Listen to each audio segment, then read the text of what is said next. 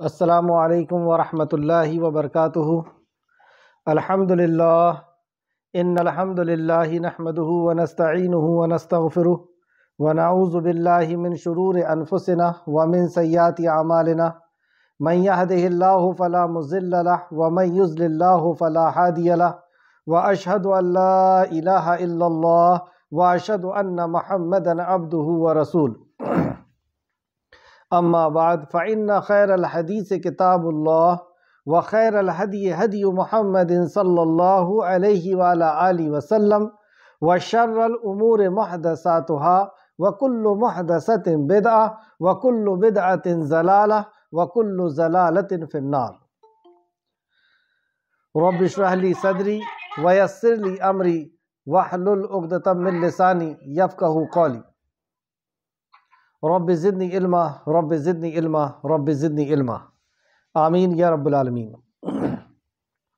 ہر قسم کی تعریف اور شکر اللہ رب العزت کے لیے لائق اور زیبا ہے، جو ساری کائنات کو تخلیق کرنے والا، ساری کائنات کی تخلیق کرنے والا، ہر مخلوق کو پیدا کرنے والا اور اس کی حفاظت کرنے والا اور ہر مخلوق کی ضرورت کا پورا کرنے والا ہے۔ ہر قسم کی تعریف اور شکر اسی کے لیے لائق اور زیبا ہے۔ درود و سلام ہو انبیاء اکرام پر، خصوصاً نبی مکرم رحمت للعالمین امام الانبیاء محمد صلی اللہ علیہ وسلم پر۔ معزز سامعین اکرام، آج انشاءاللہ تعالی سورہ قاف کی چند آیتیں کلاس میں رہیں گی۔ اللہ رب العزت سے دعا ہے کہ اللہ رب العزت ہمیں صحیح معنوں میں قرآن مقدس کو سمجھنے، اس پہ غور و فکر کرنے، ایمان لانے اور عمل کے ساتھ لوگوں تک پہنچانے کی توفیق اور رفیق عطا فرمائے، آمین یا رب العالمین۔ سورہ قاف کی فضیلت کہ نبی کریم صلی اللہ علیہ وسلم ہر جمعے میں اپنے خطاب کے دوران سورہ قاف سنایا کرتے تھے، اور عیدین میں بھی، یعنی عید الاضحیٰ اور عید الفطر میں بھی۔ جیسا کہ ام ہشام بنت حارثہ بنت نعمان رضی اللہ عنہا آپ کے بہت ہی قریب رہتی تھی، آپ کے مکان سے قریب رہتی تھی، آپ کا تنور بھی ایک ہی تھا، یعنی روٹی ایک ہی جگہ بنتی تھی۔ آپ فرماتی ہیں کہ مجھے قاف اس طرح حفظ ہوئی کہ آپ ہر جمعے میں، یعنی آپ صلی اللہ علیہ وسلم ہر جمعے میں ممبر پر تلاوت فرمایا کرتے تھے۔ تو نبی کریم صلی اللہ علیہ وسلم کی ہر جمعے میں ممبر پر تلاوت سن کر کے سورہ قاف کی آپ نے اسے یاد کر لی تھی، اور یہ کوئی زیادہ لمبا عرصہ نہیں تھا، 1.5 سے 2 سال تقریباً یہ عرصہ تھا۔ یعنی کثرت کے ساتھ لوگوں کو یاد دہانی کراتے، کیونکہ اس سورت کی آخری آیت میں آتا ہے فَذَكِّرْ بِالْقُرْآنِ مَن يَخَافُ وَعِيدٍ۔ تو یہ حدیث مسلم شریف کی ہے، جس میں یہ ذکر ہے کہ آپ نے سورہ قاف نبی کریم صلی اللہ علیہ وسلم سے سن کر کے اور اس کو حفظ کر لیا تھا، کیونکہ آپ ہر جمعے میں ممبر پر اس کی تلاوت فرمایا کرتے تھے۔ مسلم شریف حدیث نمبر 872 اور 873۔ دوسری حدیث عبید اللہ بن عبید اللہ رضی اللہ عنہ بیان کرتے ہیں کہ سیدنا عمر بن خطاب رضی اللہ عنہ نے ابو واقد لیثی رضی اللہ عنہ سے پوچھا، رسول اللہ صلی اللہ علیہ وسلم عید الاضحیٰ اور عید الفطر کی نماز میں کیا پڑھتے تھے؟ تو انہوں نے بتایا کہ آپ سورہ قاف والقرآن المجید اور اقترب للناس پڑھا کرتے تھے۔ مسلم شریف حدیث نمبر 891۔ سیدنا جابر بن سمرہ رضی اللہ عنہ بیان کرتے ہیں کہ رسول اللہ صلی اللہ علیہ وسلم فجر کی نماز میں سورہ قاف والقرآن المجید پڑھتے، اور اس کے بعد کی باقی نماز ہلکی پڑھا کرتے تھے، یعنی فجر کی جو نماز ہے اس کو آپ ایسی بڑی صورتوں سے پڑھا کرتے تھے جیسے سورہ قاف وغیرہ۔ مسلم شریف حدیث نمبر 458۔ تفسیر ابن کثیر فرماتے ہیں کہ آپ صلی اللہ علیہ وسلم عیدین اور جمعہ جیسے بڑے مجموع میں اسے پڑھا کرتے تھے۔ اس میں ابتدائی خلقت یعنی مخلوق کی پیدائش کا ذکر ہے، قیامت کا ذکر ہے، حساب و کتاب کا ذکر ہے، جنت جہنم کا ذکر ہے، اور دوبارہ اٹھائے جانے پر یقین دہانی کرائی گئی ہے۔ حساب و کتاب کس طرح ہوگا یہ بتایا گیا ہے، جزا اور سزا کے بارے میں بتایا گیا ہے، ترغیب و ترہیب اس کے اندر بیان کی گئی ہے۔ یہ صورت اس اعتبار سے بھی اہم ہے کہ اس صورت سے آخری صورت تک ان میں آخرت کا تذکرہ بہت زیادہ ملتا ہے۔ یعنی ایک طرف قرآن کا اختتام ہے اور دوسری طرف انسان کی اختتام کی یاد دہانی ہے کہ تمہارا بھی اختتام ہے اور تمہیں بھی پھر اللہ رب العزت کی بارگاہ میں حاضر ہونا ہے، اور ان کے بعد پیش آنے والے مرحلوں کا ذکر ہے۔ اور قرآن مجید کے آخری 4 پارے انسان کو زندہ، یعنی اس کے ایمان کو زندہ کرنے والے ہیں۔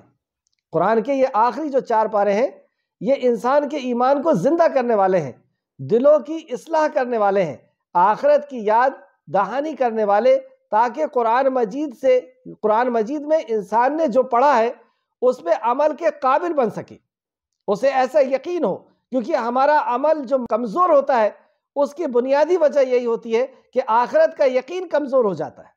جب انسان کے اندر آخرت کا یقین کمزور ہو جاتا ہے تو اس کے عمل کے اندر کمزوری آ جاتی ہے۔ جب اسے اللہ کے کلام پر یقین کمزور ہو جاتا ہے، اللہ کے نبی پر یقین کمزور ہو جاتا ہے، تو اس کے عمل کے اندر کمزوریاں آ جاتی ہیں، اور اسی کے اوپر ان آیتوں کے اندر یا ان صورتوں کے اندر فوکس کیا گیا ہے، مرنے کے بعد کی زندگی کے یقین کے اوپر، اور اسے کئی اینگل سے سمجھایا گیا ہے، کئی زاویے سے سمجھایا گیا ہے کہ کس طریقے سے انسان کو پھر سے اللہ رب العزت جی اٹھانے پر قادر ہے۔ استقامت نہیں آ سکتی جب تک فکر آخرت نہ ہو، تو آخرت کی فکر دلائی گئی ہے، اور یہ قرآن کا 6واں گروپ ہے۔ یہاں سے قرآن کا 6واں گروپ شروع ہوتا ہے۔ سورہ قاف مکی صورت ہے، اور مکی زندگی کی درمیان میں یہ نازل ہوئی۔ اس کے اندر 3 رکوع اور 45 آیتوں پر مشتمل ہے۔ اعوذ باللہ من الشیطان الرجیم، اے اللہ ہم تیری پناہ میں آتے ہیں شیطان سے، اے اللہ تو ہمیں بچا لے شیطان سے۔ یعنی جب ہم قرآن پڑھتے ہیں تو اللہ رب العزت نے ہمیں حکم دیا کہ ہم شیطان سے بچنے کے لیے اللہ کی پناہ میں آ جائیں۔ کیوں؟ کیونکہ جب ہم قرآن کو پڑھتے ہیں تو شیطان ہر طریقے سے کوشش کرتا ہے انسان کو قرآن سے روکنے کی، کیونکہ وہ جانتا ہے کہ جب بندہ قرآن سے جڑ جائے گا تو وہ اللہ کی معرفت حاصل کر لے گا، پھر وہ میرا پیچھا یا میری اتباع چھوڑ کر کے خالق کائنات کے حکم پر چلنے لگے گا، وہ آخرت کے بارے میں جان لے گا اور آخرت کی فکر کے ساتھ زندگی جیے گا، وہ نبی مکرم صلی اللہ علیہ وسلم کے مقام و مرتبے کو جان لے گا اور ان کے مطابق زندگی کو جیے گا۔ وہ جانتا ہے کہ اس کے ہر حربے کا، ہر چالوں کا علاج قرآن کے اندر بتایا گیا ہے، اس لیے وہ دوسرے کسی کام میں ہم کو اتنا ڈسٹرب نہیں کرتا۔ جیسے ہر کام کو کرنے کی الگ الگ دعائیں بتائی گئی ہیں، لیکن قرآن کو پڑھتے وقت یہ دعا بتائی گئی ہے کہ اعوذ باللہ من الشیطان الرجیم، اے اللہ ہم تیری پناہ میں آتے ہیں شیطان سے، یعنی قرآن کو پڑھتے وقت یہ پوری طریقے سے روکنے کی کوشش کرے گا۔ اور ہم جانتے ہیں کہ شیطان دونوں میں ہوتے ہیں، انسانوں میں بھی ہوتے ہیں اور جناتوں میں بھی ہوتے ہیں۔ تو وہ انسان جو شیطان ہے وہ قرآن کو روکتے ہیں، جیسے مکہ کے لوگ قرآن سے روکا کرتے تھے، مکہ کے مشرکین قرآن سے روکا کرتے تھے اور ہر طریقے کی تدبیر کرتے تھے کہ لوگ قرآن سے رک جائیں۔ تو آج بھی اسی فطرت کے لوگ جو ہیں وہ قرآن سے روکیں گے، اور شیاطین بھی وسوسہ کرتے ہیں کہ ایسا کیا ہے قرآن میں، سب تو تمہیں پتہ ہے، تمہیں تو بہت علم ہے، اب قرآن پڑھنے کی کیا ضرورت ہے؟ تو وہ شیطان وسوسہ کرتا ہے کہ اور بھی دوسرے علم ہیں جو دنیا میں ہمیں کام آئیں گے، یہ کیا قرآن کے اوپر وقت لگا رہے ہیں، ایسے وسوسے وہ کرے گا، اور جو انسانی شیطان ہے وہ ڈائریکٹ آ کر کے آپ کو قرآن سے روکنے کی کوشش کریں گے کہ یہ تمہارے سمجھنے کی چیز نہیں ہے۔ تو ایسے جو بھی وسوسے اور جو بھی باتیں ہمارے سامنے آئے ہمیں فوراً چاہیے، کیونکہ اللہ رب العزت کا یہ فرمان ہے، اس کا حکم ہے کہ تم جب بھی قرآن کو پڑھنا شروع کرو، پڑھنا چاہو تو سب سے پہلے اللہ رب العزت کی پناہ میں آ جاؤ اس مردود سے۔ تو اعوذ باللہ من الشیطان الرجیم، اے اللہ ہم تیری پناہ میں آتے ہیں شیطان سے۔ بسم اللہ الرحمن الرحیم، اللہ کے نام سے جو رحمان اور رحیم ہے، یعنی ہم شروع کرتے ہیں اللہ رب العزت کے نام سے۔ اس عظیم کام کو کہ اس سے بہتر، اس سے عظیم کوئی کام نہیں کہ ہم خالق کائنات کے فرمان کو سمجھیں، اس کو سیکھیں، اس کو جانیں۔ تو اس کام کو، اس عظیم کام کو ہم اللہ کے نام کے ساتھ، اللہ کے ساتھ شروع کرتے ہیں، اور وہ اللہ کیسا ہے؟ وہ رحمان اور رحیم ہے۔ تو اے اللہ اس کلام کو تو ہمیں سکھا دے، اور ہم وسیلہ لے رہے ہیں کہ اللہ تو رحمان اور رحیم ہے۔ قاف والقرآن المجید، قاف یہ حرف مقاطعات ہے، یہ وہی حرف ہیں جن حرفوں سے مل کر کے پوری عربی بنی ہے، انہی حرفوں سے مل کر کے پورا قرآن بنا ہے۔ لیکن یہ بھی ایک معجزہ کہ یہ حرف مقطعات کا کسی کو جو عربی کے جاننے والے ہیں، اور اس زمانے میں عربی کے جاننے والے اپنے آپ پر غرور کرتے تھے زبان کے اعتبار سے، تو ان کے لیے چیلنج تھا کہ اس کا میننگ، اس کے ترجمہ اللہ رب العزت نے نہیں بتایا، اور آج تک اس کا ترجمہ کوئی نہیں بتا پایا، کوئی نہیں کر پایا۔ جو حرف مقطعات کچھ صورتوں کے سامنے آتے ہیں، جیسے الف لام میم عین سین قاف یا سورہ قاف وغیرہ، تو یہ قاف حرف مقطعات ہے جس کا میننگ، جس کا ترجمہ سوائے اللہ کے اور کوئی نہیں جانتا۔ والقرآن المجید، قسم ہے قرآن کی۔ یہاں پر بات شروع کرنے کے پہلے اللہ رب العزت قسم کھاتا ہے، یعنی بہت اہم چیز پر یقین دہانی کرانی ہے، اور اس یقین دہانی کے لیے اللہ رب العزت نے قسم کھائی، اور قسم کسی مخلوق کی نہیں کھائی کہ حجر کی قسم، شجر کی قسم، کسی پہاڑ کی قسم، کسی پتھر کی، کسی پیڑ، کسی کی قسم نہیں کھائی اللہ نے مخلوق میں سے، خود خالق نے اپنے کلام کی قسم کھائی ہے۔ اس سے اہم بات اور کیا ہو سکتی ہے کہ اللہ رب العزت نے اپنے کلام کی، اپنے وچن کی، اپنے فرمان کی قسم کھائی ہے، اپنی بات کی قسم کھائی ہے۔ والقرآن المجید، مجید مجد سے بنا ہے، اور مجد یعنی بزرگی، عظمت، یعنی قرآن عزت والا ہے، شرف والا ہے، شان والا ہے اور بزرگی والا ہے۔ اس قرآن کی قسم جو عزت والا ہے اور شرف والا ہے، شان والا ہے، بزرگی والا ہے، جو قرآن خالق کائنات کی طرف سے نازل ہوا ہے، اور اس کے اندر جھوٹ نہ دائنے سے داخل ہو سکتا ہے، نہ بائیں سے داخل ہو سکتا ہے، نہ اوپر سے داخل ہو سکتا ہے، نہ نیچے سے داخل ہو سکتا ہے۔ ایسا عظیم قرآن اللہ رب العزت نے اپنے کلام کی قسم کھائی۔ والقرآن المجید، قسم قرآن مجید کی۔ بل عجبوا ان جاءهم منذر منهم فقال الكافرون هذا شيء عجيب، بل عجبوا ان جاءهم منذر منهم فقال الكافرون هذا شيء، بلکہ انہوں نے تعجب کیا کہ ان کے پاس انہی میں سے ایک ڈرانے والا آیا۔ اس بات کو انہوں نے تعجب کیا کہ کیسے ہو سکتا ہے کہ ہم ہی میں سے کوئی ڈرانے والا آ گیا، یعنی ہم ہی میں سے کوئی نبی اور رسول بن گیا۔ تو نبی مکرم صلی اللہ علیہ وسلم کے اوپر انہوں نے اعتراض کیا، انہیں یہ بات عجیب لگی، انہیں یہ بات قابل قبول نہیں لگی۔ استغفر۔ تو کافروں نے کہا، مطلب جنہوں نے انکار کیا نبوت کا، رسول کریم صلی اللہ علیہ وسلم کی نبوت کا، اسے یہاں پہ کافر کہا گیا۔ فقال الکافرون ھذا شیء عجیب، تو انہوں نے کہا یہ عجیب شے ہے، یہ عجیب چیز ہے، یہ عجیب بات ہے کہ ہم ہی میں سے کوئی رسول بنا دیا گیا۔ تو یہاں پہ نبی کی صداقت کے لیے کہ اللہ کے نبی محمد صلی اللہ علیہ وسلم اللہ کے طرف سے ہیں، اللہ رب العزت نے اپنے کلام کی قسم کھا کر کے اس بات کو بتایا کہ محمد صلی اللہ علیہ وسلم اللہ کے نبی ہیں۔ جیسے سورہ یاسین میں، یاسین والقرآن الحکیم انک لمن المرسلین، بے شک آپ اللہ کے رسولوں میں ہیں۔ اللہ نے وہاں پر بھی قسم کھائی، اور قرآن کو حکیم کہا، والقرآن الحکیم انک لمن المرسلین، کہ بے شک آپ اللہ کے رسولوں میں ہیں۔ تو اللہ نے قسم کھا کر کے محمد صلی اللہ علیہ وسلم کی پیغمبر ہیں یہ بات کو بیان فرمایا، لیکن مشرکین مکہ نے محمد رسول اللہ ہونے پر شبہ کیا، شک کیا۔ سورہ یونس آیت نمبر 2 کے اندر بھی اللہ فرماتا ہے، کیا لوگوں کے لیے ایک عجیب بات ہو گئی کہ ہم نے انہی میں سے ایک آدمی کے طرف وحی بھیجی کہ لوگوں کو ڈرائے۔ یہ بات ان کو عجیب لگتی ہے کہ ہم نے انہی میں سے ایک کسی کو رسول بنا دیا۔ کیوں عجیب لگتی ہے؟ کیا اس کے پہلے نہیں دیکھا تم نے؟ ہر دور میں پہلا انسان سے لے کر کے اور ابھی تک ہر دور کے اندر اللہ رب العزت نے تمہیں میں سے تو رسول بنایا ہے۔ پھر یہ بات کیوں عجیب لگی کہ محمد الرسول اللہ صلی اللہ علیہ وسلم اللہ کے نبی ہے؟ اور پھر آگے اللہ فرماتا ہے، اور جو لوگ ایمان لائے انہیں بشارت دی کہ یقیناً ان کے لیے ان کے رب کے پاس کہ ہاں سچا مرتبہ ہے۔ تو جنہوں نے یقین کیا، اب جب رسول اللہ نے اپنا اعلان کیا تو کچھ لوگوں نے یقین کیا، اور جس نے یقین کیا، جنہوں نے ایمان لایا، ان کے لیے اللہ کے پاس سچا مرتبہ ہے۔ اور کافروں نے کہا کہ بے شک یہ تو کھلا ہوا جادو ہے۔ تو جنہوں نے انکار کیا انہوں نے نبی مکرم صلی اللہ علیہ وسلم کی پاکیزہ زندگی کو جادو کا نام دے دیا۔ آیت نمبر 2، أَإِذَا مِتْنَا وَكُنَّا تُرَابًا ذَلِكَ رَجْعٌ بَعِيدٌ قَدْ عَلِمْنَا مَا تَنْقُصُ الْأَرْضُ مِنْهُمْ وَعِنْدَنَا كِتَابٌ حَفِيظٌ۔ أَإِذَا مِتْنَا وَكُنَّا تُرَابًا ذَلِكَ رَجْعٌ بَعِيدٌ، کیا جب ہم مر گئے اور ہم مٹی ہو گئے، یہ واپس لوٹنا بہت دور کی بات ہے۔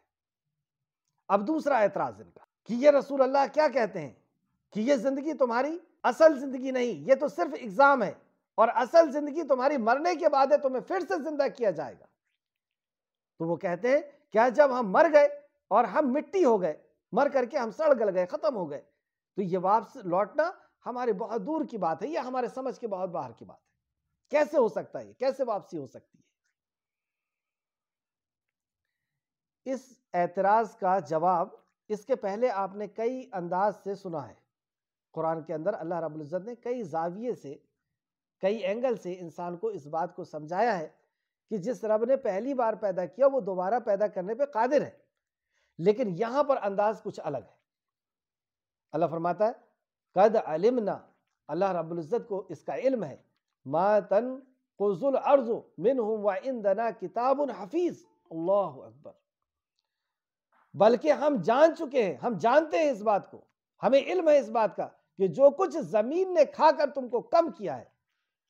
جب انسان مر جاتا ہے تو کیا ہوتا ہے کہ وہ سوجتا ہے، پہلے پھولتا ہے اور اس کے بعد پھٹتا ہے، اور کیڑے مکوڑے اس کو کھا کر کے ختم کرتے ہیں، اور ان کیڑے مکوڑوں کو بھی مٹی کھا کر کے ختم کر دیتی ہے۔ یعنی انسان مٹی سے وجود میں آیا ہے اور مٹی کے اندر پھر سے وہ تبدیل ہو جاتا ہے، یعنی ایک ایک ذرات کے اندر پھر سے وہ واپس ہو جاتا ہے۔ جن ذرات سے وہ اکٹھا ہو کر کے انسان کی شکل میں آیا تھا، اسی ذرات کے اندر، اسی کण کے اندر، اسی اڑو اور پرمانو کے اندر، اسی نیوٹران اور پروٹان کے اندر وہ واپس لوٹ جاتا ہے، اور ان ایک ایک کڑوں کا علم اور ان ایک ایک کڑوں کو جاننے والا اللہ رب العزت ہے۔ تو اللہ فرماتا ہے تو بلکہ ہم جان چکے ہیں، ہمارے پاس اس کا علم ہے جو کچھ زمین نے کھا کر کے کم کر دیا ہے، اور ہمارے پاس ایک کتاب ہے جو خوب محفوظ رکھنے والی ہے۔ یعنی اللہ رب العزت کے پاس جو کتاب ہے، اس کتاب کے اندر ایک ایک کण کا، ایک ایک نیوٹران اور پروٹان کا ریکارڈ موجود ہے۔ اللہ اکبر۔ اب آپ غور کریں کہ جب ایک ایک کण اللہ رب العزت کے ریکارڈ کے اندر ہے، اس کے حکم کے محتاج ہیں، ایک ایک ذرے کو اللہ رب العزت نے اپنے حکم سے پیدا کیا، کن فیکون کہہ کر، اور ان ایک ایک کण کا ریکارڈ اللہ رب العزت نے اپنے پاس لوح محفوظ میں لکھ دیا ہے۔ اس کے پاس جو کتاب ہے جس کا نام لوح محفوظ ہے۔ اب اللہ رب العزت ان ایک ایک کण کو پھر سے آرڈر دے کر کے اور پھر سے اس کو وجود میں لانے کے لیے کیا قادر نہیں؟ ایک واقعہ ملتا ہے جسے امام بخاری نے روایت کیا ہے کہ پہلے کے دور کی بات تھی کہ ایک شخص کا جب انتقال ہونے لگا تو وہ اپنی زندگی پر مایوس ہو گیا کہ میں نے کیسی زندگی گزاری۔ میں حدیث کا مفہوم بتا رہا ہوں، لفظ ادھر ادھر ہو سکتے ہیں۔ تو وہ مایوس ہو گیا کہ میں نے کیسی زندگی گزاری، یہ تو ایسی زندگی گزر گئی، اللہ کے لیے کچھ، اللہ کو راضی کرنے کے لیے کوئی کام نہیں کر پایا۔ اس کو آخرت کا ڈر، آخرت کا یقین تھا، تو اپنے بچوں کو بلا کر کے وہ وصیت کرتا ہے کہ دیکھو جب میں مر جاؤں تو لکڑیاں بچھا کر کے میری لاش کو اس کے اوپر رکھنا اور آگ سلگا دینا، اور جب میرا گوشت جل جائے اور ہڈیاں کوئلہ بن جائے تو اسے باریک پیس لینا ہڈیوں کو، اور اس کی راکھ اور ہڈیوں کو ملا کر کے اور ہوا والے دن کا انتظار کرنا، اور جب ہوا تیز چلے تو اس راکھ کو اس میں اڑا دینا۔ بچوں نے اس کی وصیت کے مطابق ایسا ہی کیا۔ یہ ہمارے لیے شریعت نہیں ہے، یہ ہماری شریعت کے پہلے کا واقعہ ہے جو نبی کریم صلی اللہ علیہ وسلم نے بیان کیا، اور یہاں سے مقصد صرف لینے کا یہ ہے کہ آخرت پر یقین جس کو ہوتا ہے وہ کیسا اللہ رب العزت سے ڈرنے والا ہوتا ہے، اور مرنے کے بعد اللہ رب العزت کس طریقے سے اسے زندہ کرتا ہے۔ اللہ رب العزت قادر ہے، ہر چیز پر قادر ہے، ایک ایک ذرات پر وہ قادر ہے۔ اس نے یوں سمجھا کہ مجھے اس طریقے سے اڑا دیا جائے گا تو مجھے پھر کیسے پیدا کیا جا سکتا ہے؟ اللہ رب العزت ہر چیز پر قادر ہے۔ جو ذرات ہوا میں اڑے تھے، جو ذرات پانی کے اندر چلے گئے تھے اور جو زمین کے اندر دفن ہو گئے تھے، اللہ رب العزت نے اللہ رب العزت اس چیز پر قادر ہے کہ زمین کے فرشتوں کو حکم دے کہ ان ذرات کو اکٹھا کرو، ہوا کے فرشتوں کو حکم دے کہ ان ذرات کو اکٹھا کرو۔ اور ویسے بھی اللہ رب العزت کی ذات تو یوں ہے کہ وہ ایک ایک چیز پر، ایک ایک ذرے کے اوپر کمانڈ کر رکھتا ہے۔ وہ تو ایک ایک ذرے کو آرڈر دے کر کے اس کو اکٹھا کرنے پر قادر ہے۔ تو ہوا یوں ہی تو اللہ نے اسے جمع کر لیا اور اسے کہا کہ تو نے ایسا کیوں اس ذرات کو جمع کیا، اور بندہ کھڑا ہو گیا۔ تو اللہ رب العزت نے کہا کہ تو نے ایسا کیوں کیا تھا؟ تو بندہ کہتا ہے کہ اللہ تیرے عذاب سے ڈر کر کے میں نے ایسا کیا۔ تو ایک ایک ذرے پہ، یہاں اس حدیث کو میں نے لایا اسی لیے ہوں کہ ایک ایک ذرے کو اللہ رب العزت ایک ایک ذرے کو واپس لانے کے لیے قادر ہے، اور اسے اکٹھا کر کے اور اللہ رب العزت نے اپنی بارگاہ میں حاضر کر لیا۔ اور جب بندے نے یہ بتایا کہ اے اللہ، اور اللہ تو رب العزت بہتر جاننے والا تھا کہ ایسا کیوں کیا ہے، تو آخرت پر یقین، اللہ رب العزت کا ڈر، اللہ رب العزت نے اسے بخش دیا۔ تو اللہ تعالیٰ نے اسے بخش دیا۔ بخاری شریف حدیث نمبر 3452۔ تو یہ جو اعتراض ہے مشرکین مکہ کو، اور آج تک جن کو یہ اعتراض ہے کہ مرنے کے بعد اللہ رب العزت پھر سے زندہ نہیں کر سکتا، تو وہ یوں سمجھ لیں کہ جس نے کائنات کو وجود میں لے کر کے آیا ہے، تو کائنات وجود میں آئی ہے، اصل میں اس کی جو شروعات ہے، اور جو شروعات ہے وہ ذرے سے ہوتی ہے، جس کو سائنس کی لینگویج میں نیوٹران اور پروٹون کہتے ہیں۔ تو وہاں سے اس کی شروعات ہوتی ہے، اور ان ذرات کو بنانے والا تو کوئی ہے۔ کوئی چیز تو اپنے آپ وجود میں نہیں آتی۔ ہر بنی ہوئی چیز اس بات کی دلیل ہے کہ اس کا کوئی بنانے والا ہے۔ ہر کریشن اس بات کی دلیل ہے کہ اس کا کوئی کریٹر ہے۔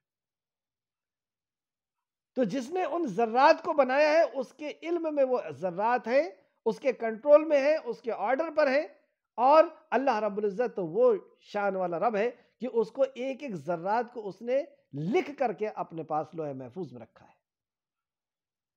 تو وہی اللہ رب العزت نے بتایا، قَدْ عَلِمْنَا مَا تَنْقُصُ الْأَرْضُ مِنْهُمْ وَعِنْدَنَا كِتَابٌ حَفِيظٌ، کہ تمہیں زمین کھا کر کے جتنا کم کرتی ہے، اور جو ذرات کے اندر تم تبدیل ہوتے ہو، اس کو بھی اللہ رب العزت نے اپنے پاس لوح محفوظ میں لکھ رکھا ہے۔ بَلْ كَذَّبُوا بِالْحَقِّ لَمَّا جَاءَهُمْ فَهُمْ فِي أَمْرٍ مَرِيجٍ، آیت نمبر 5۔ اور اس تعلق سے اور بھی آیت دیکھ سکتے ہیں آپ، سورہ روم آیت نمبر 27، سورہ احقاف آیت نمبر 33۔ سورہ روم آیت نمبر 27، سورہ احقاف آیت نمبر 33۔ آیت نمبر 5 کو دیکھتے ہیں، بَلْ كَذَّبُوا بِالْحَقِّ لَمَّا جَاءَهُمْ فَهُمْ فِي أَمْرٍ مَرِيجٍ، بلکہ انہوں نے سچ کو جھٹلایا جب وہ ان کے پاس آ گیا، بس وہ ایک الجھی ہوئی معاملے میں پڑے ہوئے، بس وہ ایک الجھے ہوئے معاملے میں پڑے ہوئے۔ یہاں تک ہم نے دیکھا کہ انہوں نے پہلے نبوت کا انکار کیا، اس کے بعد مر کر کے جی اٹھنے کا انہوں نے انکار کیا کہ دوبارہ پیدا کیسے ہو سکتے ہیں ہم، یہ بہت دور کی بات ہمیں لگتی ہے، یہ بہت دور کی گوٹی لے کر کے آئے۔ اب یہ تیسرا اعتراض کرتے ہیں، تیسرا انکار کرتے ہیں اللہ رب العزت کے کلام پر۔ بَلْ كَذَّبُوا بِالْحَقِّ لَمَّا جَاءَهُمْ فَهُمْ فِي أَمْرٍ مَرِيجٍ، بلکہ انہوں نے حق کو جھٹلایا جب وہ ان کے پاس آ گیا، انہوں نے حق کو جھٹلایا ہے، بس وہ ایک الجھی ہوئی معاملے میں پڑے ہوئے۔ یعنی رسول اللہ صلی اللہ علیہ وسلم کو کبھی ساحر کہتے ہیں، یعنی جادوگر کہتے ہیں، کبھی شاعر کہتے ہیں، شعر و شاعری والا، کبھی جھوٹا کہتے ہیں، کذاب کہتے ہیں، اور کبھی کچھ کہتے ہیں، کبھی کچھ کہتے ہیں۔ اور یہ قرآن کو اقوام گزشتہ یعنی پچھلے لوگوں کے قصے اور کہانیاں خیال کرتے ہیں، اور وہ خود معلوم نہیں کہ کیا وہ کہنا چاہتے ہیں، وہ خود نہیں جانتے کہ وہ کیا کہنا چاہتے ہیں۔ خود اپنی بات پر وہ واپس آتے ہیں، جب وہ آپس میں بیٹھ کر کے کہتے ہیں کہ یہ شاعر ہے، تو دوسرا کہتا ہے نہیں نہیں شاعر ایسا نہیں ہوتا، یہ شعر و شاعری نہیں ہے۔ جب وہ کہتے ہیں کہ یہ دیوانے ہیں، تو دوسرا کہتا ہے نہیں نہیں دیوانے ایسے نہیں ہوتے، وہ تو بہت باکمال کلام کو بیان کرتے ہیں۔ کوئی کہتا ہے کہ نہیں یہ جادوگر ہے، تو کہتا ہے نہیں جادوگر ایسے نہیں ہوتے، جادوگر کسی سے سیکھتے ہیں، انہوں نے کسی سے سیکھا نہیں۔ جادوگر جب کوئی جادو کرتا ہے تو کوئی مقصد ہوتا ہے اس کے پیچھے، ان کے پاس کوئی مقصد نہیں۔ تو یہ خود اپنی باتوں میں الجھتے ہیں، اور آج تک الجھتے چلے جا رہے ہیں۔ تو 3 چیزوں کا انہوں نے انکار کیا، پہلے نبوت کا انکار، آخرت کا انکار، پھر اللہ کے کلام کا، اور پھر نبوت کا انکار۔ آیت نمبر 6 میں اللہ فرماتا ہے افلم ینظروا، اب یہاں پہ اللہ رب العزت اپنی مخلوق کو دکھا کر کے انہیں خالق کا یقین کرا رہا ہے کہ اس نے کیسے پیدا کیا اور پھر سے وہ کیسے پیدا کرنے پہ قادر ہے۔ آج کے رکوع اسی بات پر اس کا مین فوکس ہے کہ کس طریقے سے مرنے کے بعد اللہ رب العزت زندہ کرنے پہ قادر ہے، اور اسی بات کا یقین اگر ہمیں آ جائے تو ہماری زندگی کا انداز جو ہے وہ بدل جائے گا۔ تو اللہ فرماتا ہے آیت نمبر 6 افلم ينظروا الى السماء فوقهم كيف بنيناها وزيناها وما لها من فروج، تو کیا انہوں نے اپنے اوپر آسمان کی طرف نہیں دیکھا، ہم نے اسے کیسے بنایا ہے اور اسے سجایا ہے اور اسے کیسا بلند کیا ہے۔ افلم ينظروا، کیا انہوں نے دیکھا نہیں، الى السماء، آسمان کی طرف، کہ ہم نے اسے فوقہم کیف بنیناہا، کہ ہم نے اسے کیسا بنایا، وزیناہا، اور اس کو ہم نے کیسا مزین کیا، کیسا اس کو خوبصورت بنایا، وما لہا من فروج، اور ہم نے اس کو کیسا بلند کیا۔ کیا انہوں نے آسمان کی طرف نہیں دیکھا؟ اور یہ بہت عظیم الشان اللہ رب العزت کی تخلیق ہے۔ جیسے سورہ ملک کے بھی اندر اللہ رب نے فرمایا، آسمان کی حیرت انگیز تخلیق کا تذکرہ کرتے ہوئے اللہ تعالیٰ نے ارشاد فرمایا الذی خلق سبع سماوات طباقا، کہ کیا تم نے آسمان کی طرف نہیں دیکھا کہ ہم نے اس کو تہ بتہ کیسے اس کو ایک کے اوپر ایک ساتھ آسمان بلند کر دیے۔ ما تری فی خلق الرحمن من تفاوت، کیا تم رحمان کی بنائی ہوئی چیز میں کوئی کمی پاؤ گے؟ فارجع البصر، تو دیکھو آسمان کی طرف، هل تری من فطور، کہ کیا اس کے اندر کوئی شغاف، کیا تم اس کے اندر کوئی درار نظر آتا ہے؟ ثم ارجع البصر، پھر سے دیکھو تم اس آسمان کی طرف، ثم ارجع البصر قرتین ینقلب الیک البصر خاسئا وهو حسیر، تو تمہاری نگاہ ناکام ہو کر تھکی ہوئی تمہاری طرف لوٹ آئے گی۔ وَلَقَدْ زَيَّنَّا السَّمَاءَ الدُّنْيَا، تو ہم نے دنیا کے آسمان کو کیسا مزین کیا، کیسا اس کو سجایا کہ تمہیں دیکھنے میں خوبصورت لگے۔ وَلَقَدْ زَيَّنَّا السَّمَاءَ الدُّنْيَا بِمَصَابِيحَ، کہ تمہیں دیکھنے میں وہ خوبصورت لگے۔ وَجَعَلْنَاهَا رُجُومًا لِلشَّيَاطِينَ، اور ان ستاروں کو جو ہم نے سجایا ہے وہ شیطان کو مارنے کا آلہ بھی ہے۔ وَأَعْدَدْنَا لَهُمْ عَذَابَ السَّعِيرِ، اور ہم نے ان کے لیے بھڑکتی ہوئی آگ کا عذاب تیار کر رکھا ہے۔ تو آسمان کی طرف تم نظر ڈالو، اللہ رب العزت بار بار یہ آرڈر دیتا ہے۔ تو یہ ہمارے لیے حکم ہے اللہ رب العزت کا کہ جب بھی ہم کلاس سے چھوٹے یا جب بھی ہمیں باہر ہم دیکھ سکیں تو آسمان کی طرف دیکھ کر کے ذرا غور تو کریں کہ کیسے اتنا بلند اور اتنا بڑا آسمان بغیر بیم بغیر کالم کے اللہ رب العزت نے اسے کیسے کھڑا کر دیا، جو ہمارے اوپر ایک سائبان کی طرح رکھا ہوا ہے۔ یہ اللہ رب العزت نے اپنے تخلیق کا ذکر کیا، اور اس کے بعد فرماتا ہے آیت نمبر 7 اور 8 وَالْأَرْضَ مَدَدْنَاهَا وَأَلْقَيْنَا فِيهَا رَوَاسِيَ وَأَنبَتْنَا فِيهَا مِنْ كُلِّ زَوْجٍ بَهِيجٍ۔ وَالْأَرْضَ مَدَدْنَاهَا، اور زمین کو اس نے پھیلا دیا۔ آپ دیکھیں زمین کی ایک پرت ہے جو چادر کی طرح بچھی ہوئی ہے۔ جب بھی کہیں سڑک وغیرہ بنتی ہے تو آپ دیکھیں کہ جہاں پہاڑ کو کاٹا جاتا ہے اور راستے بنائے جاتے ہیں تو ایک زمین کی پرت ہوتی ہے جو 3 سے 4 فٹ کی ہوتی ہے۔ تو اللہ فرماتا ہے کہ اس طریقے سے ہم نے اس کو بچھا دیا ہے تمہارے اوپر، زمین کے اوپر۔ اور زمین کیا چیز ہے اس کے تعلق سے ہم خود جانتے ہیں کہ وہ ہمارے لیے کتنی ضروری ہے۔ وَالْأَرْضَ مَدَدْنَاهَا وَأَلْقَيْنَا فِيهَا رَوَاسِيَ، اس میں پہاڑ کو ہم نے گاڑ دیا۔ تو یہ زمین الگ ہے اور پہاڑ الگ ہے، یعنی نیچے سے اوپر تک اس کا مٹیریل ایک ہی ہے۔ اتنی سائنٹیفک بات اللہ رب العزت آج سے 1450 سال پہ، کیونکہ وہ خالق ہے، وہ جانتا ہے اور وہی بہتر بتا سکتا ہے۔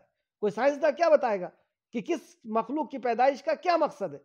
تو یہاں پہ پہاڑ کی پیدائش کا مقصد بھی اللہ رب العزت نے سورہ لقمان کے اندر بتایا کہ ہم نے پہاڑ کو لنگر کی طرح گاڑ دیا تاکہ زمین کا بیلنس خراب نہ ہو، تاکہ زمین ڈاماڈول نہ ہو۔ اس کے بیلنس کو بنانے کے لیے اللہ رب العزت نے پہاڑ کو گاڑا ہے۔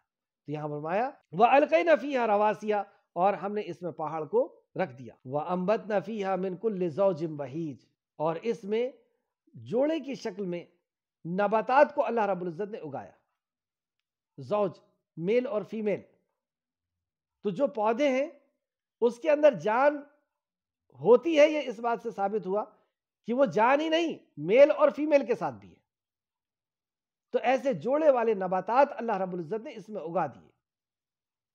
تو ایک آیت کے اندر 3 بات بیان فرمائی گئی کہ زمین کو اللہ رب العزت نے بچھایا، پھر پہاڑ کو اس کے اوپر گاڑا، اور پھر زمین سے اگایا اس نے نباتات کو جوڑے کی شکل میں۔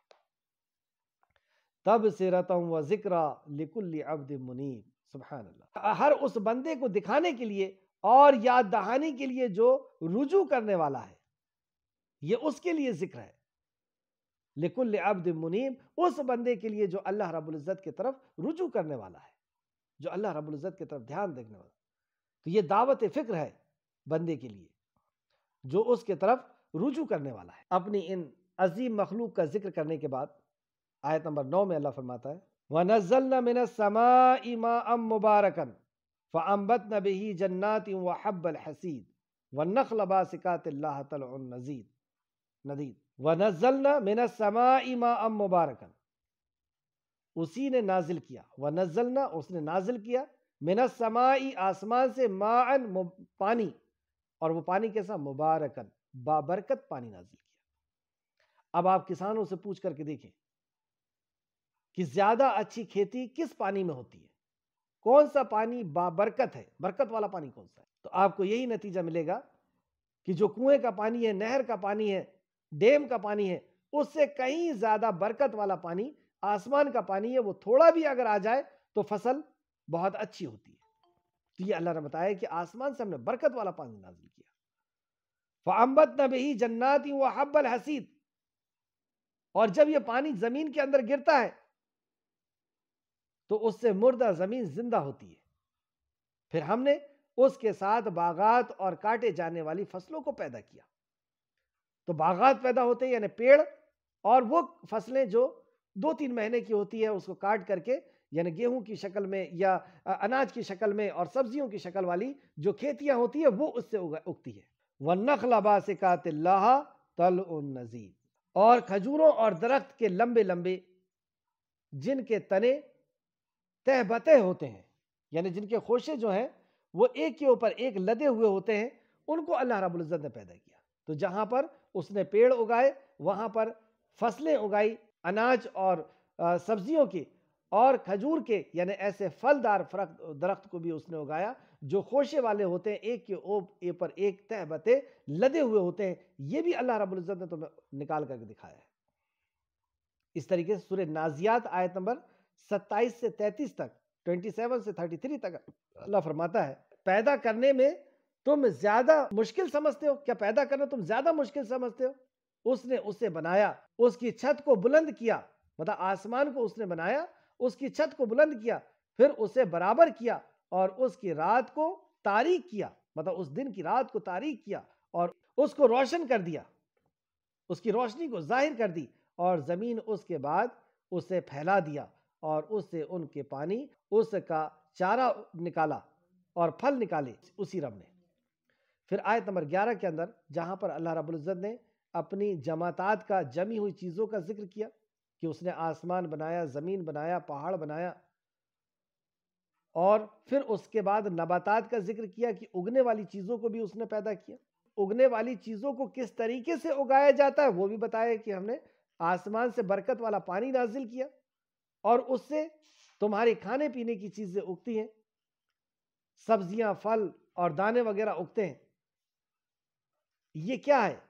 آیت نمبر 11 میں فرماتا رزقا للعباد، بندوں کا رزق اللہ رب العزت کی طرف سے، بندوں کے لیے روزی دینے کے لیے۔ یہ ساری چیزیں جو پھیلی ہوئی ہیں یہ بندوں کے رزق کے لیے، ان کو روزی دینے کے لیے۔ وَأَحْيَيْنَا بِهِ بَلْدَةً مَيْتًا كَذَلِكَ الْخُرُوجُ، اور ہم نے اس کے ساتھ ایک مردہ شہر کو زندہ کیا۔ اسی کے ساتھ اللہ رب العزت نے ایک مردہ شہر کو زندہ کیا، یعنی تم اسے دیکھتے ہو کہ زمین مردہ ہوتی ہے، اس کے اندر جو دانے ہوتے ہیں وہ مردہ ہوتے ہیں، پھر جب یہ بارش گرتی ہے تو زمین کو یہ پھاڑتے ہوئے زندہ ہو کر کے اللہ کے حکم سے باہر نکلتے ہیں۔ تو رزقا للعباد وَأَحْيَيْنَا بِهِ بَلْدَةً مَيْتًا، تو یہ زمین کو، تو ہم نے اس کے ساتھ ایک مردہ شہر کو زندہ کیا۔ كَذَلِكَ الْخُرُوجُ، اسی طرح تمہیں بھی نکلنا ہے۔ كَذَلِكَ الْخُرُوجُ، اسی طریقے سے تمہیں بھی۔ سورہ حامیم سجدہ آیت نمبر 29 میں فرمایا اللہ نے، اور اس کی نشانیوں میں سے ایک یہ ہے کہ بے شک تو زمین کو دیکھتا ہے، مردہ دیکھتا ہے، یعنی بنجر دیکھتا ہے، پھر جب ہم اس پر پانی اتارتے ہیں تو وہ لہلہا اٹھتی ہے، یعنی وہ زندہ ہو جاتی ہے، اس میں پودے باہر ہو جاتے ہیں اور پھولتے ہیں۔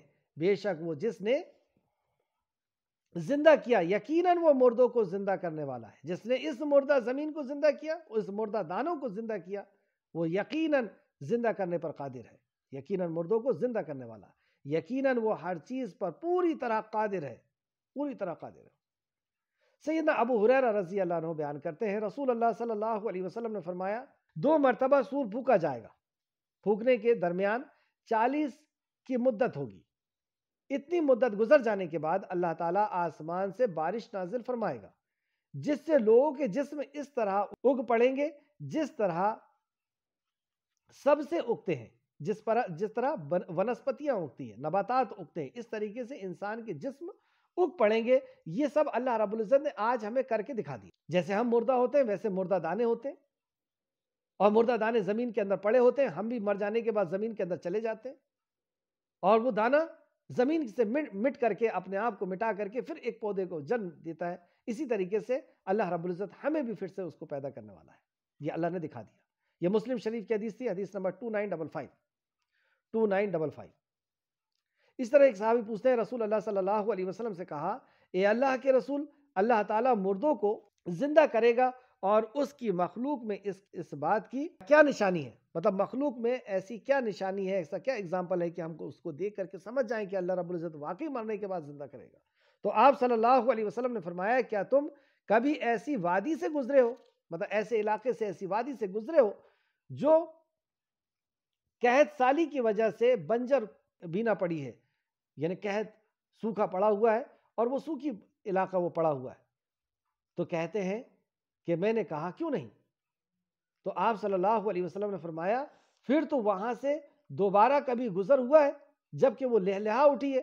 تو میں نے کہا کیوں نہیں، ایسا بھی ہوا ہے کہ میں کسی وادی سے گزرا ہوں اور اس وقت وہاں پہ قحط سالی تھی، یعنی سوکھا پڑا ہوا تھا، سب چیز سوکھی ہوئی تھی، لیکن میرا پھر سے جب گزر ہوا تو وہ پھر سے لہلہا اٹھی تھی، پھر سے اس کے اندر پودے نکل گئے تھے۔ تو آپ صلی اللہ علیہ وسلم نے فرمایا، اسی طرح اللہ رب العزت مردوں کو زندہ کرے گا، یہی اس کی مخلوق میں نشانی ہے۔ مطلب مخلوق میں اللہ رب العزت نے پہلے سے ہی نشانی بتا دیا کہ اس طریقے سے میں زندہ کرنے والا ہوں۔ یہ مستدرک حاکم کی حدیث تھی، مستدرک حاکم جلد نمبر 4 اور حدیث نمبر 8682۔ مرنے کے بعد کی زندگی کا اگر ابھی بھی یقین نہیں آیا ہے تو اللہ رب العزت آگے بیان فرماتا ہے، اسے سنیں۔ کذبت قبلہم قوم نوح واصحاب الرس وثمود۔ کذبت جھٹلایا، قبلہم قوم، اس کے پہلے قوم نے، کس کی قوم نے؟ نوح کی، نوح علیہ السلام کو جھٹلایا، مطلب مرنے کے بعد کی زندگی کا انکار کیا نوح علیہ السلام سے۔ واصحاب الرس وثمود، اور کنویں والے اور سمود نے بھی جھٹلایا۔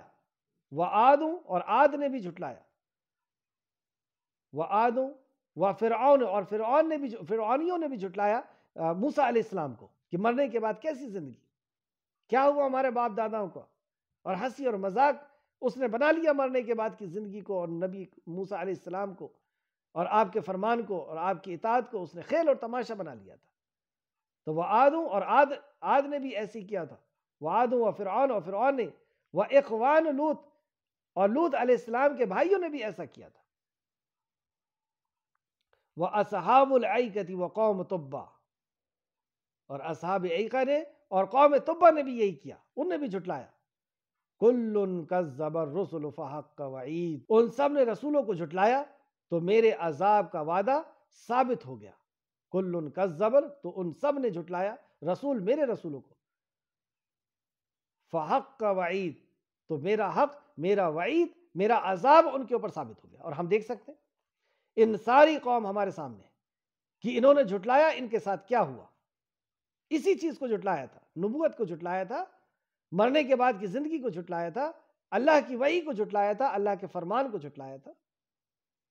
تو ان کا جو حال ہوا ہے، اب تم بھی اس حال کے انتظار میں رہو۔ آخر آیت آج کی کلاس کی، افعینا بالخلق الاول بل هم فی لبس من خلق جدید، تو کیا ہم پہلی دفعہ پیدا کرنے کے ساتھ تھک کر رہ گئے؟ یعنی پہلی دفعہ جس رب نے پیدا کیا تو پہلی دفعہ پیدا کرنا مشکل تھا یا دوسری بار پیدا کرنا مشکل ہے؟ جب پہلی بار اس نے پیدا کیا تھا جب تو ہمارا کوئی ماڈل کوئی سیمپل نہیں تھا، بغیر کسی وجود کے اللہ رب العزت نے ساری مخلوق کو وجود بخشا، ہمارا کوئی وجود نہیں تھا، اس کے بعد ہمیں وجود بخشا۔ تو جس نے پہلی دفعہ پیدا کیا جو کیا پیدا کر کے وہ تھک گیا ہے؟ بل ہم فی لبس من خلق جدید، بلکہ وہ ایک نئی پیدائش میں، ایک جدید پیدائش کے جانے کے تعلق سے شک میں مبتلا ہے، وہ پھر سے دوبارہ پیدا کیے جانے میں، جدید پیدا کیے جانے میں وہ شک میں مبتلا ہے۔ یہ ہے جہالت، اور اس سے بڑی جہالت کیا کہ جس رب نے یہ ساری مخلوق کو پیدا کر کے دکھا دیا ہے وہ رب کہتا ہے کہ میں اسے پھر سے پیدا کروں گا اور اس پر یقین نہ آئے انسان کو۔ اللہ ایسی جہالت سے ہم سب کو محفوظ رکھے، ہم سب کو یقین دے دے کہ واقعی جس رب نے ہمیں پیدا کیا ہے، جس نے ہمیں بولنے سننے اور سمجھنے کی طاقت دیا ہے، جس نے چلنے اور پکڑنے کی قوت دیا ہے، جس نے ہمیں بے شمار نعمتیں عطا کی ہے، وہ ان نعمتوں کو عطا کرنے میں پھر سے قادر ہے اور ہمیں پھر سے جلا اٹھانے کے لیے ہمیں قادر ہے۔ سورہ احقاف آیت نمبر 33 میں اللہ رب العزت نے فرمایا، سورہ احقاف، اور کیا انہوں نے نہیں دیکھا کہ بے شک اللہ جس نے آسمان اور زمین کو پیدا کیا، یہ آسمان اور زمین کا پیدا کرنا مشکل ہے، یہ دوبارہ تمہیں پیدا کرنا مشکل ہے، تو جس نے آسمان اور زمین کو پیدا کیا اور وہ ان کے پیدا کرنے سے نہیں تھکا، ان آسمان اور زمین کو پیدا کرنے سے وہ نہیں تھکا ہے، وہ اس بات پر قادر ہے کہ مردوں کو وہ زندہ کرے گا، وہ تھکا نہیں ہے۔ آپ دیکھ لیں مخلوق جتنی پہلے تھی اس سے زیادہ بڑھتے چلی جا رہی ہے، وہ تھکا نہیں ہے، مخلوق کو بڑھاتا چلا جا رہا ہے، اس کے خزانے میں کمی نہیں آئی، اس دن سے وہ مخلوق کو کھلاتا چلا جا رہا ہے، لیکن اس کے خزانے میں، اس کے رزق میں کوئی کمی نہیں ہے۔ کیوں نہیں؟ پھر اللہ فرماتا ہے کیوں نہیں؟ یقیناً وہ ہر چیز پر خوب قادر ہے، وہ تھکا نہیں ہے، دوبارہ تمہیں پیدا کرے گا، ہر چیز پر قادر ہے۔ سورہ قاف ہی میں آیت نمبر 38 میں اللہ فرماتا ہے، اور بلا شبہ یقیناً ہم نے آسمان اور زمین کو اور جو کچھ ان کے درمیان ہے 6 دنوں میں پیدا کیا، اور ہمیں کسی قسم کی تھکاوٹ نے نہیں چھوا، اللہ رب العزت کو کسی قسم کی تھکاوٹ نے نہیں چھوا۔ یہ تھکنا اونگنا یہ اس کی شان کے خلاف ہے، یہ اس کی صفت کے خلاف ہے۔ امام بخاری نے ایک حدیث لے کر کے آئے ہیں اور یہ آخری بات رہے گی ہماری کلاس کی۔ سیدنا ابو ہریرہ رضی اللہ عنہ بیان کرتے ہیں، رسول اللہ صلی اللہ علیہ وسلم نے فرمایا، اللہ تعالیٰ فرماتا ہے کہ اے ابن آدم، اللہ رب العزت فرماتا ہے، یعنی حدیث قدسی ہے کہ ابن آدم نے مجھے جھٹلایا، یعنی ابن آدم نے مجھے جھوٹا کہا، استغفر، کہ اس نے یہ کہا، اور اس کے لیے یہ زیب نہیں تھا، مطلب اس کے لیے یہ زیب نہیں دیتا تھا کہ وہ اللہ رب العزت کو جھوٹا کہے، وہ مجھے گالی دیتا ہے، اور اس کے لیے یہ بھی لائق نہیں تھا کہ وہ اللہ رب العزت کو برا کہے، گالی دے۔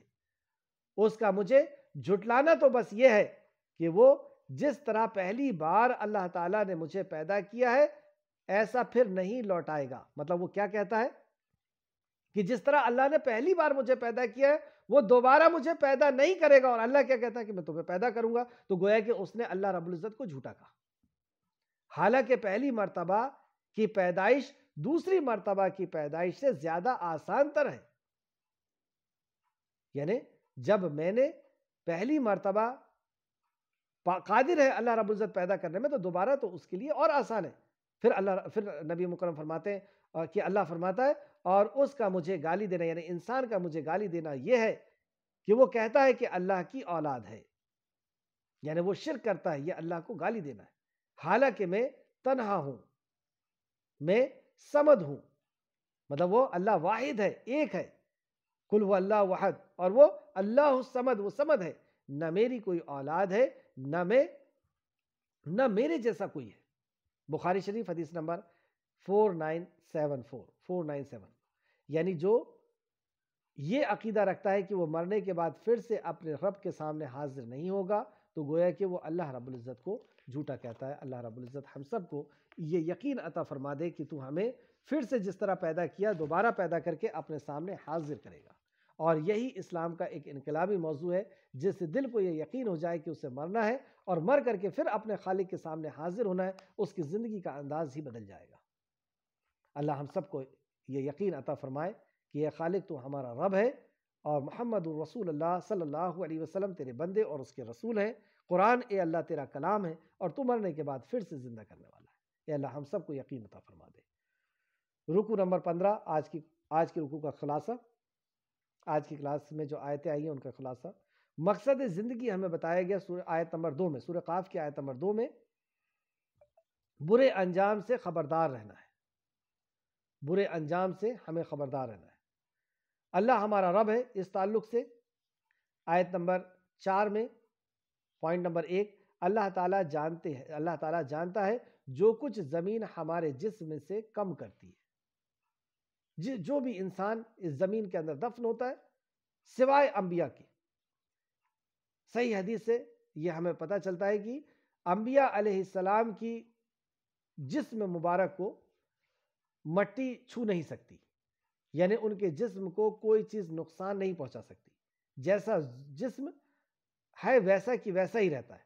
لیکن انبیاء علیہ السلام کے بعد یعنی ہم جیسے انسانوں کا جسم جو ہے وہ سڑ جاتا ہے، گل جاتا ہے اور ختم ہو جاتا ہے، مٹی کے اندر مٹی جیسا مل جاتا ہے، اور جتنا ملتا ہے، جتنے ذرات کے اندر وہ تبدیل ہوتا ہے، ان ذرات کو اللہ رب العزت جانتا ہے، اور صرف جانتا ہی نہیں، ان کا ریکارڈ اللہ رب العزت نے رکھا ہوا ہے۔ اللہ تعالیٰ جانتا ہے جو کچھ زمین ہمارے جسم سے کھا کر کے کم کرتی ہے، آیت نمبر 4۔ دوسرا، اللہ تعالیٰ کے پاس ایک کتاب ہے جس میں سب کچھ محفوظ ہے، سب کچھ لکھا ہوا ہے، جس کو ہم لوگ لوح محفوظ کہتے ہیں، آیت نمبر 4 کی روشنی میں۔ تیسرا، اللہ تعالیٰ نے آسمان کو ایسا بنایا کہ اس میں کوئی شگاف نہیں، کوئی اس کے اندر درار نہیں، کوئی اس کے اندر جھول نہیں، کوئی اس کے اندر ٹیڑھ پن نہیں، کوئی اس کے اندر کمی نہیں، کوئی اسنگتی نہیں، آیت نمبر 6 کی روشنی میں۔ چوتھا، اللہ تعالیٰ نے زمین کو پھیلایا، یعنی زمین کو بچھا دیا، اور پہاڑ جمائے، پہاڑ کو اس کے اندر گاڑ دیا، جو ہمیں دوسری آیت سے پتہ چلتا ہے کہ وہ بیلنس کے لیے، اور اس میں ہر قسم کے خوش منظر چیزیں اگائی، یعنی گچھے والی چیزوں کو اس نے اگایا، آیت نمبر 7 کی روشنی میں۔ پانچواں، اللہ تعالیٰ نے آسمان سے برکت والا پانی نازل فرمایا، آیت نمبر 9 کی روشنی میں، برکت والا پانی نازل فرمایا۔ چھٹواں، اللہ تعالیٰ نے بندوں کو رزق دینے کا انتظام کیا ہے، بندوں کو رزق دینے کا انتظام کیا، آیت نمبر 11 کی روشنی میں۔ اللہ تعالیٰ کی وعید جھٹلانے والوں پر ثابت ہو جاتی ہے، اللہ رب العزت کی وعید یعنی اللہ کے بات کو جھٹلاتا ہے، اس کے اوپر اس کا عذاب، اس کی وعید جو ہے وہ ثابت ہو جاتی ہے، آیت نمبر 14 کی روشنی میں۔ رسول اللہ صلی اللہ علیہ وسلم ہمارے رہنما ہیں، اس تعلق سے نمبر 1، رسول اللہ صلی اللہ علیہ وسلم نے حق کو جھٹلانے کی حقیقت واضح کی کہ حق کو جھٹلانا کیا ہے۔ دوسرا، آیت نمبر 5 کی روشنی میں، دوسرا، رسول اللہ صلی اللہ علیہ وسلم نے برے انجام سے خبردار کیا، یعنی آخرت کے انجام سے ہمیں خبردار کیا ہے کہ کیا کیا تمہارے ساتھ ہونا ہے، قبر میں کیا ہونا ہے، حشر میں کیا ہونا ہے، اور آخر انجام کیا ہونا ہے، آیت نمبر 2 کی روشنی میں۔ کامیاب لوگوں کے رویے، نمبر 1، برے انجام سے خبردار کرنا، یہ کامیاب لوگوں کے رویے، برے انجام سے، آیت نمبر 2 کی روشنی میں۔ ناکام لوگوں کے رویے، حق کو جھٹلانا اور الجھی ہوئی بات میں پڑھنا، حق کو جھٹلانا اور الجھی ہوئی بات کیا کہ یہ قرآن اللہ کا کلام نہیں ہے، تو نہیں ہے تو پھر کیا ہے، کس کا کلام ہے، اب الجھ گئے۔ رسول اللہ صلی اللہ علیہ وسلم اللہ کے نبی نہیں ہے، تو پھر کیا ہے، اب الجھ گئے۔ کبھی شاعر کہہ رہے ہیں، پھر کہہ رہے نہیں شاعر نہیں ہے، کبھی کہہ رہے جادوگر نہیں، جادوگر نہیں، تو قرآن اللہ کا کلام نہیں ہے تو ہے کیا، پھر کس کا کلام ہے یہ بتا دو۔ رسول اللہ محمد صلی اللہ علیہ وسلم اللہ کے نبی نہیں ہے، تو یہ الجھی ہوئی بات میں پڑھنا، یہ ناکامی لوگوں کے رویے، اور کامیاب لوگوں کے رویے کہ اس پر ایمان لانا اور اس میں شک نہ کرنا۔ تو ناکام لوگ حق کو جھٹلاتا ہے۔ آؤ کچھ کر لیں، آج کی کلاس میں ہمیں کیا عزم کرنا چاہیے۔ بعد الموت پر یقین، مطلب مرنے کے بعد کی زندگی کے یقین کے لیے زمین و آسمان کی نشانیوں پر غور و فکر کرنا ہے، زمین و آسمان کی نشانیوں پر غور و فکر کرنا ہے کہ اس سے اللہ نے کیسے بنا ماڈل، بنا سیمپل کے بنا دیا، کیسے اللہ رب العزت مردہ زمین کو زندہ کرتا ہے، کیسے اللہ مردہ دانے کو زندہ کرتا ہے۔ تو اللہ رب العزت کی مخلوق کو دیکھ کر کے مرنے کے بعد کی زندگی کے یقین کو مضبوط کرنا ہے انشاءاللہ تعالی۔ منزل کہاں ہے ہماری؟ کیا آج کی کلاس میں ہمارے ذہن میں یہ بات گئی کیا میں نے برے انجام سے خبردار کرنے کا ارادہ کر لیا ہے کہ لوگوں کو اب برے انجام سے اس کو خبردار کروں گا؟ کیا میں نے حق کو جھٹلانے سے بچنے کا ارادہ کر لیا ہے؟ تیسرا، کیا میں نے الجھی ہوئی بات میں پڑھنے کی حقیقت کو سمجھنے کا ارادہ کر لیا ہے؟ آخر میں اللہ رب العزت سے دعا ہے کہ اللہ رب العزت جو کچھ بھی ہم نے پڑھا اس پہ ہمیں مزید غور و فکر کرنے کی تو توفیق اور رفیق عطا فرما۔ اے اللہ، ہمیں جو کچھ بھی ہم نے پڑھا اس پہ ہمیں ایمان عطا فرما، اس پہ ہمیں یقین عطا فرما، اور عمل کرنے کی ہمیں اس میں توفیق دے، اور عمل کے ساتھ دوسروں تک، لوگوں تک پہنچانے کی ہمیں توفیق اور رفیق عطا فرما۔ اے خالق مالک، جب تک تمہیں زندہ رکھ، ہمیں اسلام پر زندہ رکھ، ہمیں تو اپنا فرمانبردار بنا کر کے زندہ رکھ، اور ہمیں موت دے تو اسلام کے اوپر موت دے، ایمان کے ساتھ ہمیں موت دے، اور ہمارا خاتمہ بالخیر فرما، اور نیکوکاروں کے ساتھ ہمارا شمار فرما دے۔ اللہم صلی وسلم علی نبینا محمد، اللہم صلی وسلم علی نبینا محمد، اللہم صلی وسلم علی نبینا محمد، آمین یا رب العالمین۔ السلام علیکم ورحمۃ اللہ وبرکاتہ۔